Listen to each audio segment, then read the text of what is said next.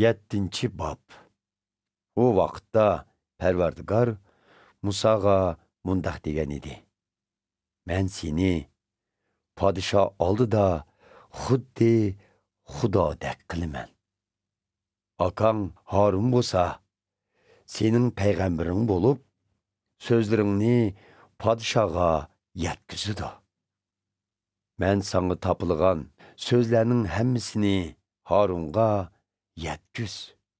Harun bo'lsa, podshoga İsraillarni uning mamlakatidan chiqib ketishga yo'l qo'yishni aytsin.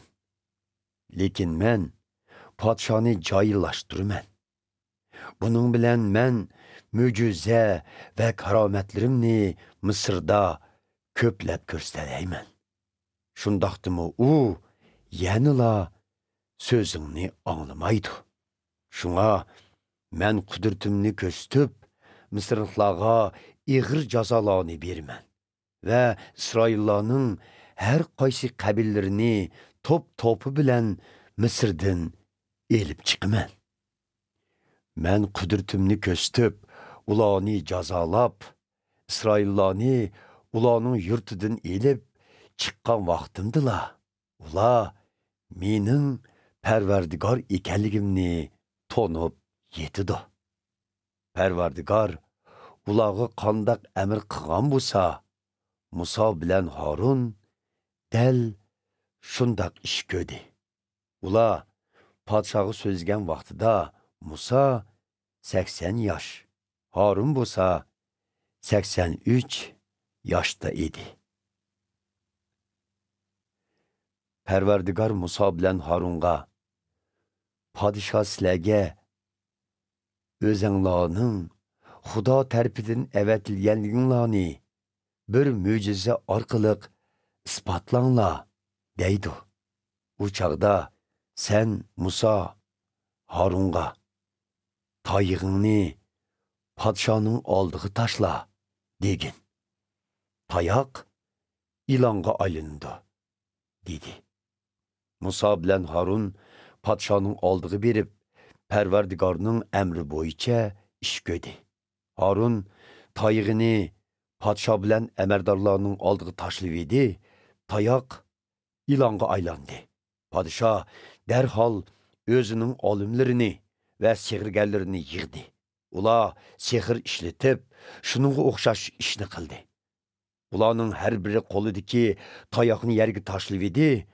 Ularmu ilonga aylanib ketdi. Lekin Harunning ilini ularning ilonlarini yutib etdi. Ammo podsho dal Parvardigor aytgandek johillik qilib, Muso bilan Harunning so'zini anglamadi. Parvardigor Musoga: Misr podshohi to'limi johil. U İsrail xalqini qo'yib berishni xohlamaydi. Atiganda u Nil daryosiga bordi. Sen daryo bo'yida kutib turib, uning bilan ko'rish. İlonga aylangan hilqi tayig'ingni qo'lingga elib ol. Sen uningga mundaq degin. Parvardigor, İbroniylar itiqod qilib kelgan Xudo meni sizga o'z xalqimning menga ibodat qilish uchun cho'l bayovonga berishiga yo'l qo'y deyishga avatdi. Siz boshdan oxiri quloq solmay keldingiz. Shunga Parvardigor, sen amdi mening qilgan ishlarimdan mening kim ekanligimni bilib ol deydi. Qarang, men qo'limdagi tayoqni daryodagi suvga ursam, suv qonga aylandi. Beliqlar tamoman o'lidi. Daryo sesib ketidi. Misrliklar daryo suyidan saskinib, uni ichamaydigan bo'lib qoladi, dedi.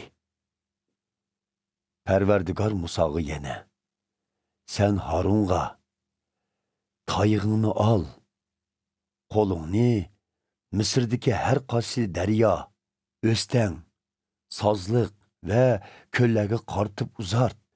Bu çağda Mısır'nın həmmi yerdiki sula, hətta soğa və taş küplərinin içidiki sula mı qanğı aylındı, degin, dedi. Musa bilen Harun, Pərverdigar tapılğan işlarını bəca keltirdi. Padişah və onun əməldarlarının aldıda Musa tayaqını götürüp derya suyu uruydu. Derya suyu şu an kanğa aylandı. Deryadaki balıklar öldü. Derya suyu sesik pırap, Mısırlıqlar bu sini içemeydiğen bop kaldı. Mısır'nın həmmi yerini kan kapladı. Bırak padişahının sehirgərləri mi sehir arqılıq oxşaş işini qıldı. Nəticədə dəl Pərverdigar etqandək padişah burunqidək cahillik qılıb Musa bilan Harunның sözünü anlaşını rədd qıldı və burulubla orduğa kirib ketdi. O bu işqa qilçə əhmiyyət bəmidi. Mısırlıqlarının həmmisi Nil dəryası suyunu içəməydiğən bu qağaşqa içidiğən su izləb dərya ətraflarını koladı. Pərverdigar dərya suyunu qanğa aylandırıb arıdın bir həftə ötdi.